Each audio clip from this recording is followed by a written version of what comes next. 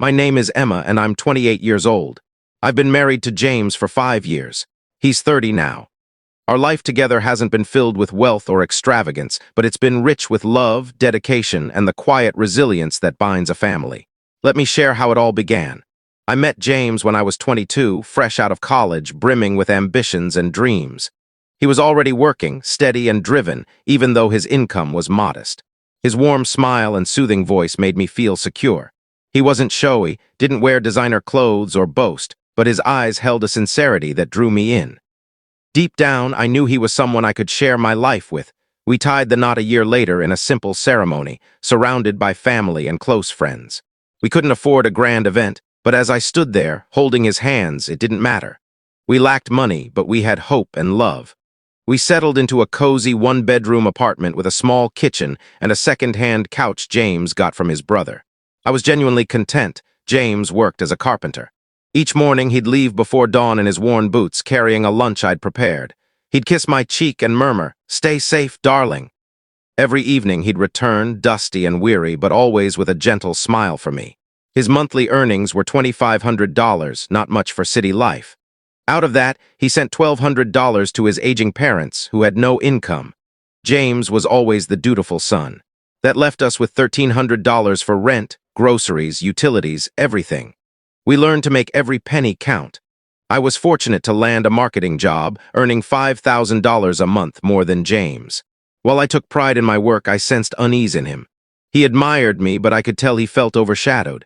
He never voiced it, but his quiet moments spoke volumes. At first, I brushed it aside. We were partners, I told myself. Earnings didn't define us. But over time, I grew restless. I craved a nicer home, a reliable car, weekend getaways, new outfits. I started comparing our life to others, silently at first, then aloud. One day, it slipped out. "James," I said, "why not try something new, start a business?" He looked puzzled. "A business?"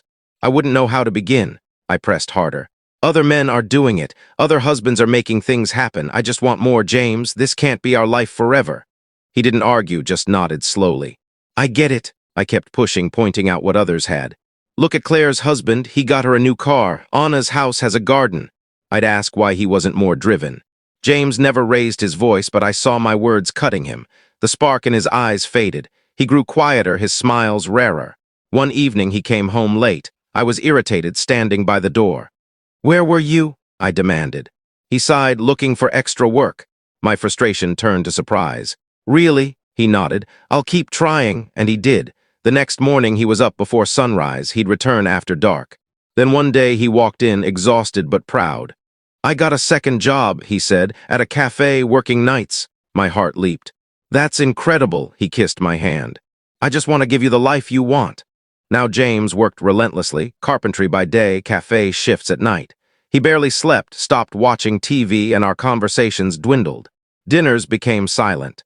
He was too drained to talk. I felt lonely, but worse, I felt guilty. I watched the man I loved exhaust himself. For me, for the life I'd said wasn't enough. Then one night, everything shifted. James came home, his hands shaking, his face pale. I rushed to him, but before I could speak, he collapsed. "James," I cried. He whispered, "I'm just so tired." We rushed to the hospital. The doctor's words were stern. "He's beyond exhausted. His body can't handle this. He needs rest or it'll worsen." Sitting by his side, holding his hand, I felt like the worst person alive. "I'm sorry," I sobbed. "This is my fault." James opened his eyes and gave a faint smile. "Don't cry, love, we'll be fine." But I wasn't fine, not inside that night. I stayed awake, reflecting. I remembered how James always listened, how he made soup when I was ill, how he never raised his voice, how he took on 2 jobs to make me happy. I realized something profound. James didn't need wealth or status. He was already giving me something invaluable, his love, his time, his devotion. When he came home from the hospital, I changed. I stopped comparing him to others, stopped wishing he was different. I noticed the small things again, how he warmed my hands in winter, how he said my name with such care, how he quietly repaired things around the house. I cooked for him, massaged his weary shoulders. We talked more, laughed more. We found joy in simple moments, watching the sunset, dancing in the kitchen, sharing cheap meals on our tiny balcony. One night, curled up on our old couch, I whispered, "James, I don't need a bigger house. I just need you." He smiled, pulling me close. "That's all I ever wanted to hear." In that moment, our modest apartment felt like a mansion. We had no wealth, but our hearts were full. We had no fancy car, but we had a journey together. We had no empire, but we'd built a love that couldn't be bought. If you're reading this and ever feel your partner isn't enough, pause, look closer. They might be giving you the very best of themselves. Love isn't about money, it's about effort, time, and care. James showed me that, and I'll always cherish it. Thank you for hearing our story. If it moved you, please like, share, and subscribe.